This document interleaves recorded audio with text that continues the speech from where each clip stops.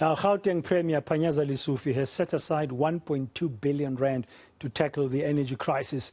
During his State of the Province address, Lesufi announced that developers will be appointed to build a solar farm in Merafong. Lesufi says solar panels will be installed on government buildings, especially healthcare facilities and schools. The Premier has laid out his priorities for Gauteng. But how has his message been received by residents and other stakeholders? Our senior reporter, Aviwe Mtila, is on this story for us, joins us now outside COSATU House to tell us what they are thinking about what Mr. Lesufi had to say. Good afternoon, Aviwe. Good afternoon, Bradan. In fact, I'm joined by the provincial chairperson of COSATU in Gauteng, Amos Monyela, just to detail his sentiments around the State of the Province address. Let me bring him in currently. Thank you for joining us at eNCA. A lot of promises to deal, especially with load shedding, the energy crisis. 1.2 billion rand that will be touted to deal with the energy crisis. Is this enough? No, we don't think this is enough. You still need more. You need an ESCOM that is working so that this can work hand in hand with ESCOM. So you need more than the 800 megawatts that they want to put in there. So we think that the Premier has tried to come to the party in resolving the problem, but then it is too minimal.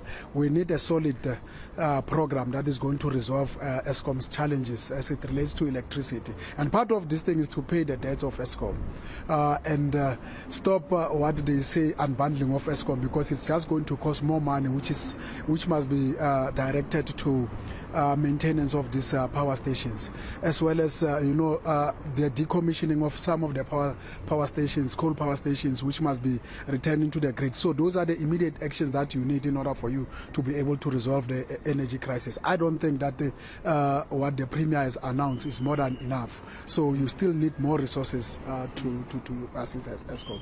But let's look at what the Premier has announced. Solar rooftops for your clinics, hospitals, schools, the 800 megawatts in Merafong, 1.2 billion rand for the energy crisis. Do we even have the resources for this?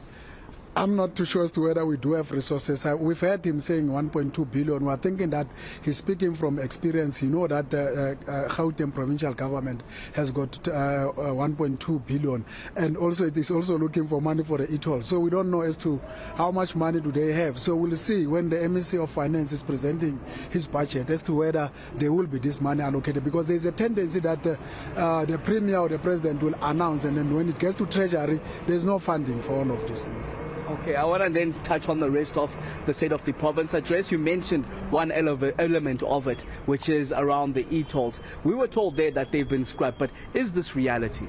From our point of view, the e-tolls have not been scrapped. It's just a weight coming from government that it has been scrapped. So you wouldn't have problems as it relates to payment of the e-tolls. You wouldn't have want to go to other modalities of paying, because some of the proposals which the Premier has made last year was that consumers or motorists will have to pay indirectly. So when he was mentioning, so the countries might not be there, but then the debt is still going to be derived from the motorist, unfortunately. So that's something that we want to see how the Premier, because he made a pronouncement yesterday that they will be announcing together with the National Treasury. But then from where we are standing and the proposals that they are coming up with, so consumers or motorists will still pay for the tolling of these roads. And the biggest focus, I can say, of the State of the Province address was around crime. 6,000 boots on the ground that we'll see visibly from the 1st of May, as well as the e-panic button. Is this sufficient to tackle crime in Gauteng? No, we don't think it is sufficient. Look at the 6,000 boots, and those are not police men. They are just patrollers. So Gauteng is big. For example, just look at Soweto only. So let alone Alexander, let alone Winterfeld and other areas in Gauteng. We don't think those numbers are sufficient to combat crime.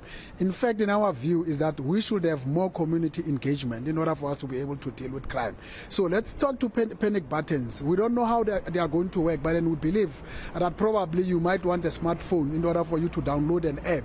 So take an informal settlement as to how then are you going to assess it when there is a crime are committed there. So these are the things that we believe that the MEC of Community Safety will have to come and outline how are they going to address these issues, how are they going to implement programs as per the pronouncement of the Premier. But crime, in the manner in which they want to do it, is going to benefit those who are staying in the suburbs, not those who are staying in the township and informal settlement. There is a huge discussion that we need in here. South Africa is not ready for most of the things that they are pronouncing. Look at the failed registration system in government, e-registration system in Gauteng. So those are the things that you may have to look into, because those can happen in first world countries. But then we're waiting to see as to what are the modalities to implement what the Premier has pronounced yesterday. Okay, thank you very much. Amos Monyela is the chair of COSATU in Gauteng. A bit skeptical, of course, following those pronouncements made at the State of the Province address by Premier Panyaza Lesufi. 1.2 billion rand towards energy. He says it's not enough. And of course, he says we need a bigger budget to deal with all these interventions that the Premier says will be put in place. Thank you very much, Aviwe Mtila there at COSATU House, getting some reaction from the Trade Union Federation about Panyaza Lesufi's State of the Province address.